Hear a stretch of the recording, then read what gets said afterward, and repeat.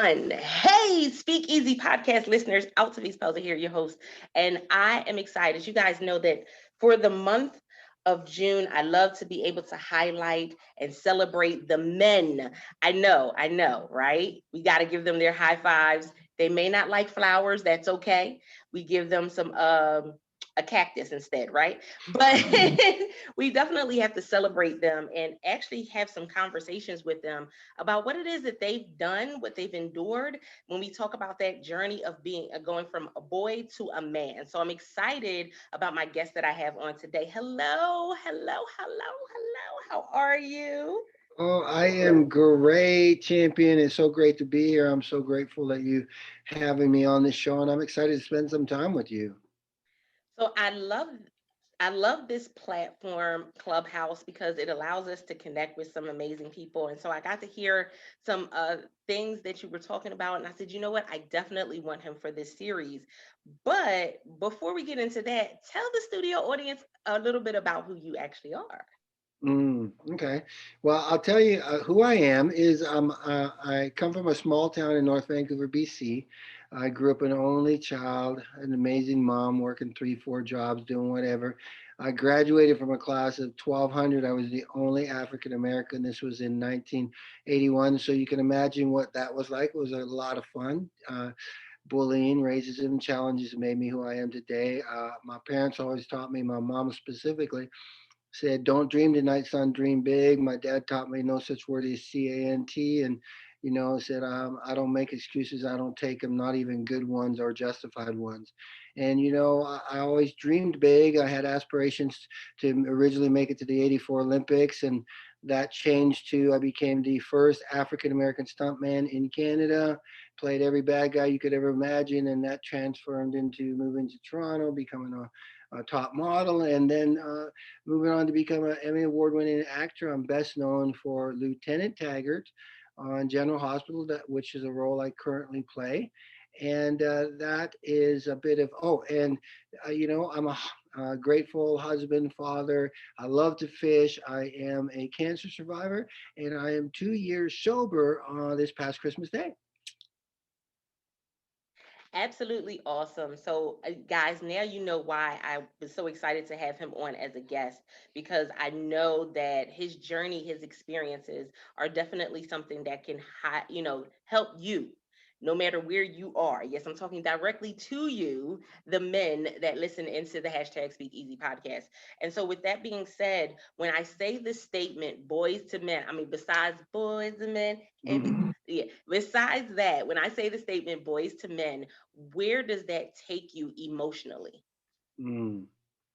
Wow, it's so funny. You said that it almost immediately made me emotional, but you know, um, I kind of be all over the place and let's see where it goes because I have a few things going on. Boys to men, makes me think of, in terms of acting, let's start there. When I had a vision to become a successful actor, and, I remember sitting at that table, I started as an extra and this was in 80, 81, I believe. And I said, one day I was sitting at lunch and I said, you know what, I'm going to move to Hollywood and become a successful actor. And people basically laughed at me. And they said, less than I remember these words like it was yesterday. It said, less than 3% of SAG makes a living. And there's no work for African Americans. So why don't you basically just stay in your lane and do what you're supposed to do? And I didn't say anything, but I remember looking at that person and going, well, then I'm going to be part of that 3%.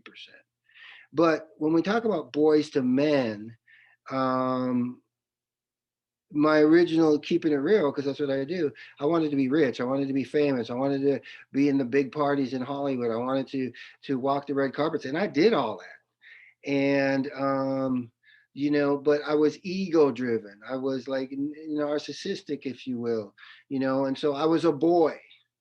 And then fast forward to now where I say men because drug addiction, alcoholism, all that stuff that I went through, the journey that I went where I am now. Whereas now, because I actually stepped away from acting for a while, but when I come back to now, um, you talk about being on the platform that I am. I don't see it about being rich and famous and the red carpets. I see it as God has placed me here to be on a platform to be able to reach more people. And I'm living a world of gratitude every day, and being that I'm challenged with bipolar manic too, and that's the world I walk in, along with bullying and cancer, but really passionate about mental wellness. And so that's where I see void of man. And then when I switch over to the entrepreneur side of my life, because that's really where the boy to man growth happens.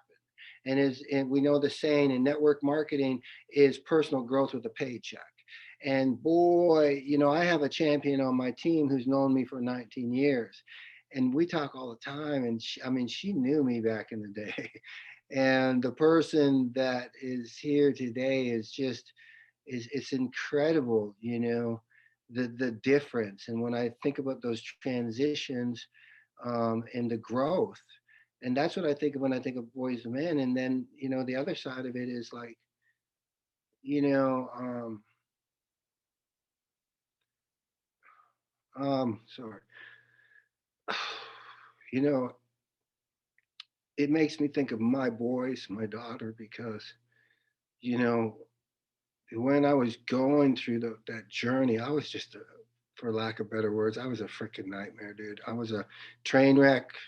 You don't see it when you're in it, but um, the damage that I did. And when you think of boys to men, you just see that in your own boys, and you hope that that can be fixed and that they will grow into to great men. And once again, now I'm seeing that. I just recently saw that for my 58th birthday this past January 31st. I have the letter downstairs. My middle son, the relationship we had because of how I um, was just terrible. It was toxic, doesn't even describe it. It was violent. It was physical abuse, verbal abuse, him saying he hated me and couldn't wait till I died, and never showing up for anything, and never. And I used to remember sitting in AA, and I'll never forget, when I was in the program, and there was the first time I saw this gentleman come in, and it was his birthday. He was celebrating, I don't know how many years of sobriety, and he had his family with him. And they talk about this thing called the promises. And it says, if you stay in it long enough, things will come true. And I remember looking at that family and going, man, if I could ever just have that. Sorry. And the world that I was in, that was just never going to be a reality, you know.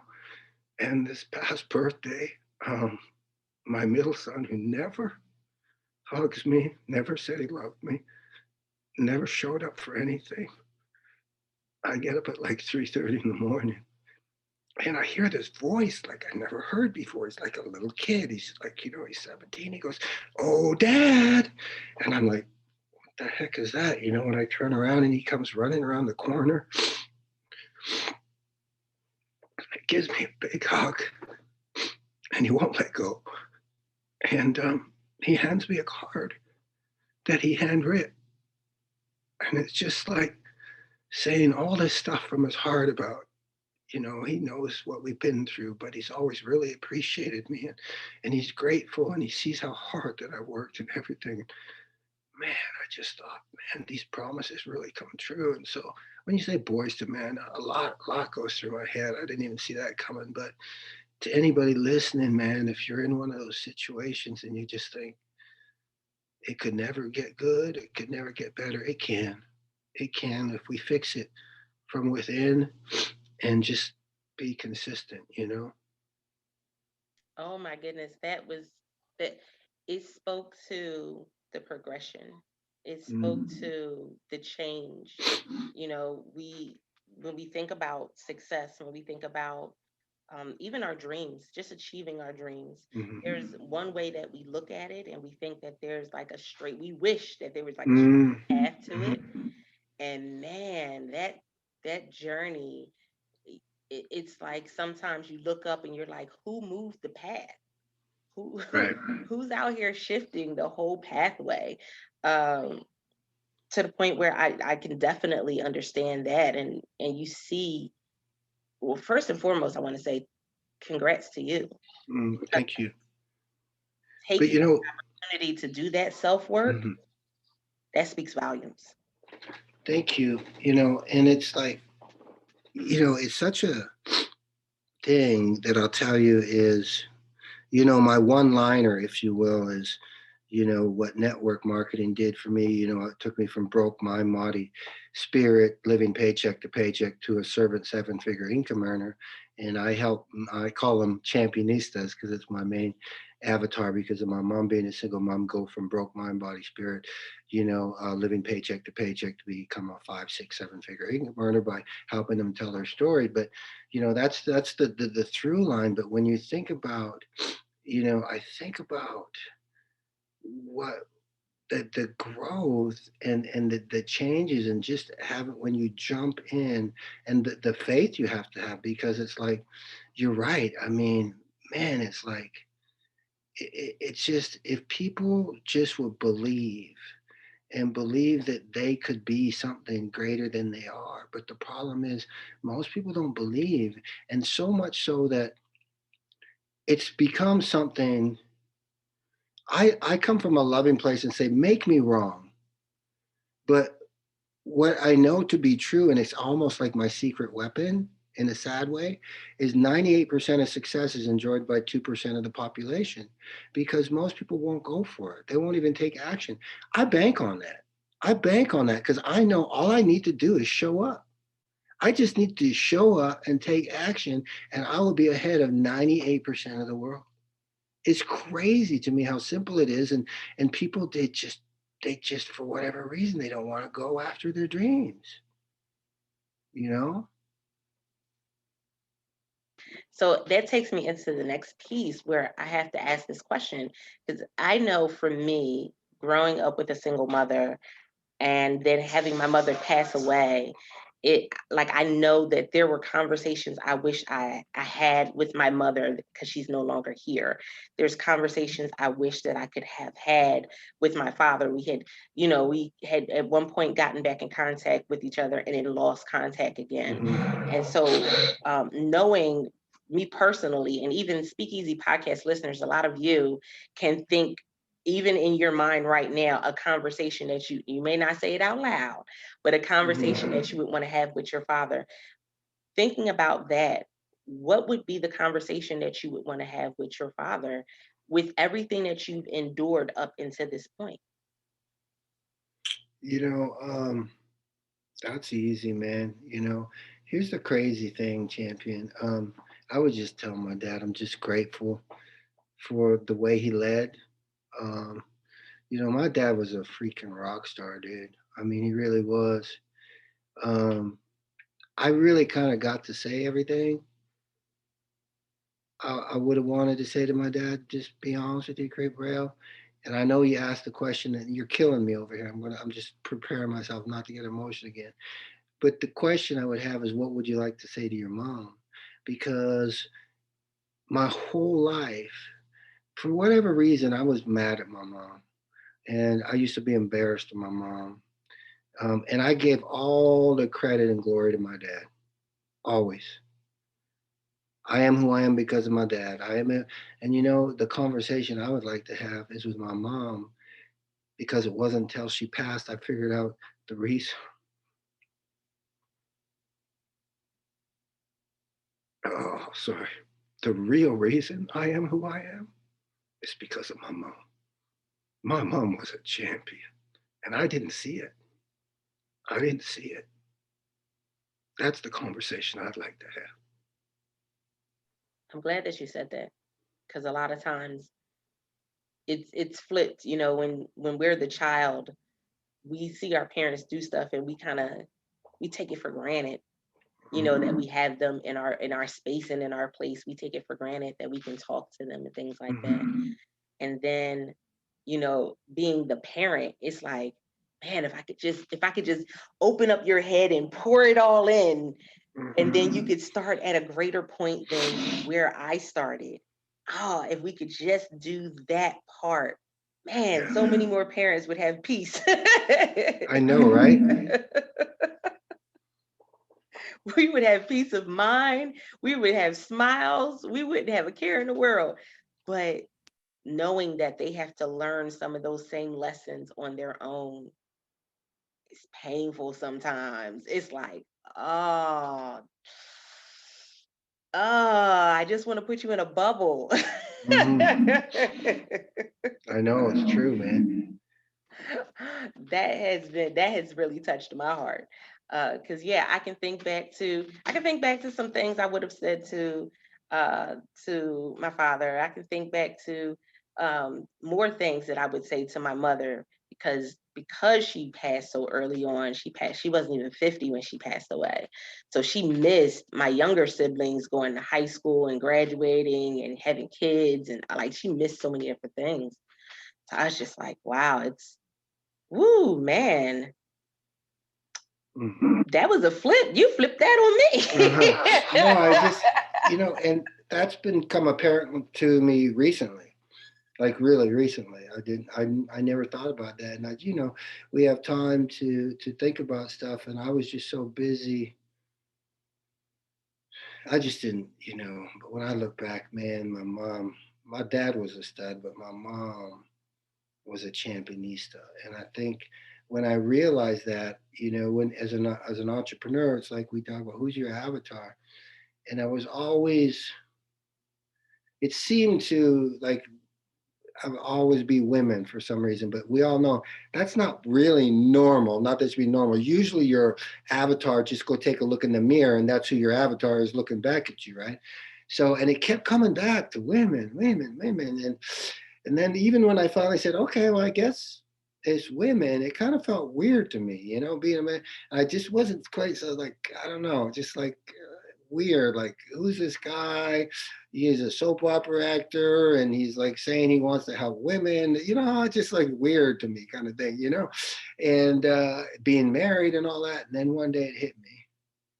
The reason I'm so partial to women is because of my mom, and my mom being a single mom and seeing how hard she grinded and wanting other women to be able to be powerful and successful and walk in their power. And then when I figured that out, it sat completely comfortable with me, and I was able to just go, "Whoa, that's exactly why I do what I do and who I want to help." Oh man, Speakeasy Podcast listeners, this has been a heartfelt one for you, right? I know. Amen. Gave you all the feels, but I can't let you leave without you giving us at least one coaching tip Hmm. before we go. So I would love for you to give us a coaching tip, and it can be for the men and the women entrepreneurs who are listening in. But I know, with all your experience, that you have some things that could really like set them on fire. Hmm. Yes. Okay. I'm a three guy, so I'm going to go quick three. Number one, I'm going to talk to the men right now. When I originally became a network marketer, I became a network marketer because I wanted to bring my wife home to be a stay-at-home mom. I work from home mom. That's what she wanted to do. In the process of bringing herself home, I brought myself home. I didn't even know we as men are wired to take care of our wives and work our butt off, but we do it at the expense of not getting to reap all the benefits. So I just want men to know, if you're listening to this, the power of network marketing is that you can be that person to provide for your family in an extraordinary way, by the way, but also be there to be at the benefits. I never missed a day of my son's football practices. I was at every school event, all of that priceless. That's the number one thing. The next thing I say is just be coachable. That's the big thing. I don't understand it, dude. If you want to be successful, you've joined somebody who's already had success. Just be coachable. I am the most coachable person. If my mentor told me to go hug a tree, I'm going to go hug a tree. I don't ask why. I don't anything. It makes my wife crazy because she's a C personality. She goes, "What are you doing?" I said, "I don't know." "What do you mean you don't know?" "What are you doing?" Well, Sarah told me to do that." "Well, why?" "I don't know. She told me to do it, so I'm doing it." Say, you know. And the last thing is this. You heard me say before. Uh, Network marketing is personal growth with a paycheck. And this is fresh on my heart. So let me try to explain it to you this way. I have a champion on my team, absolute rock star, but he's struggling. And we're constantly having it. And I just figured this out just the other day. We're constantly having these conversations. He's like, "I don't get it.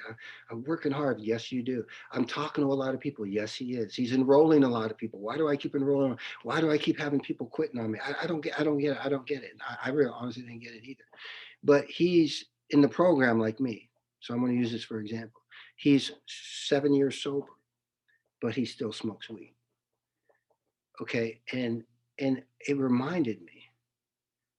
I saw me in him because back in the day, I was doing all this personal growth. I was grinding like a madman, but I was getting to a certain level, but I was never going. I remember standing in my apartment with my wife, having one of those strong conversations where and I remember my wife looking at me and going, "Until you get what's right inside of your own four walls, our business will never go to the next level." And I remember looking at, "What the heck is wrong with you? This has got nothing to do with our four walls.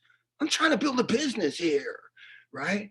And then I'm self-medicating because I can't deal with the stress and the anxiety and the rejection. And so I'm turning to alcohol and this. And so what I'm here to say to you is until you figure out how to fix yourself from within rather than turning outside to pornography, sex, working hard, working out in the gym too much, alcoholism, drug addiction, ways that we self-medicate to take care of the pain, until you figure out how to fix that stuff from within rather than from outside. And I'm going to go as far as say it's going to start with your higher power. Okay, that's just me personally. It doesn't matter what personal growth you do. It doesn't matter. You will never walk in your complete power and you will never be everything you were called to be. That's just my opinion. And that's what I said to my champion. It finally hit me. I said, "Champion, until you let go of that one vice you're holding on to, you are not going to walk in your full power." And that would be my advice for you.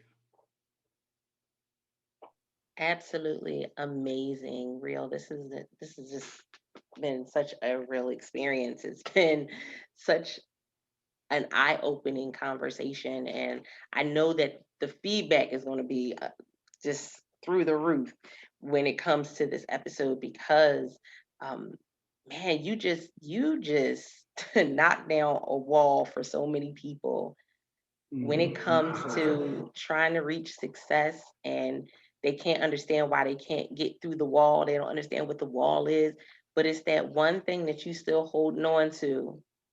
Mm-hmm. And if you holding on to something, then how you supposed to be able to receive what's due you?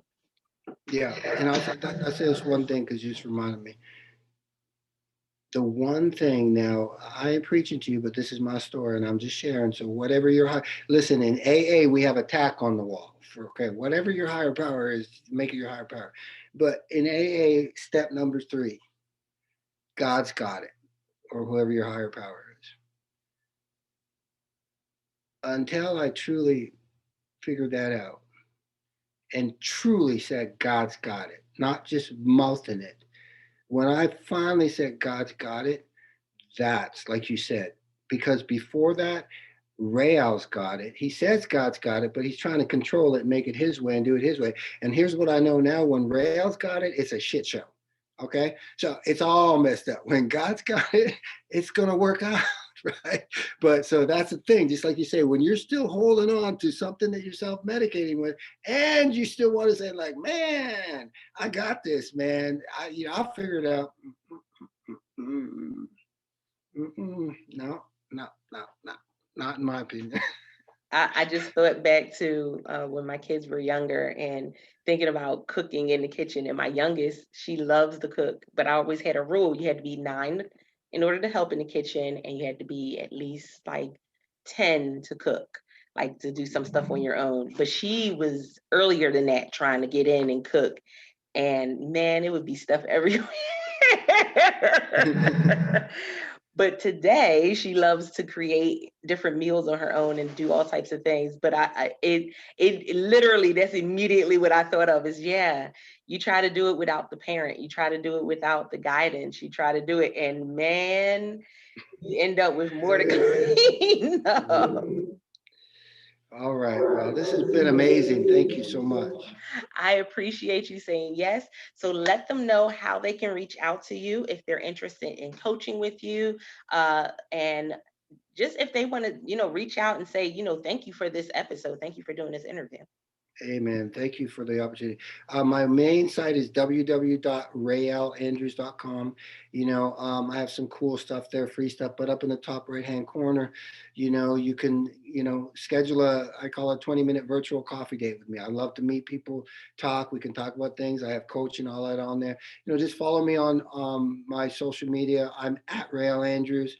My Instagram, I'm big on that. I'm on Clubhouse now, as you know, at Réal Andrews. And just subscribe to my podcast, my YouTube channel. All those links are in my bio. I appreciate the support, and any way I can help you, thanks again. And you definitely want to support him when it comes to the podcast, Ray. I was stalking you a little bit, just a smidge. And I was checking out the clips from the podcast on your Instagram. Was like, oh yes, that is powerful. Definitely something that's needed right now. Woo! Speak Easy Podcast listeners, we finished just another episode, and I appreciate each and every one of you, because without the Speak Easy listeners, there would be no Speak Easy Podcast. So let us know how this episode resonated with you by going and leaving us a review on your favorite podcasting platform. And until next time, guys, don't forget to press it out. See ya.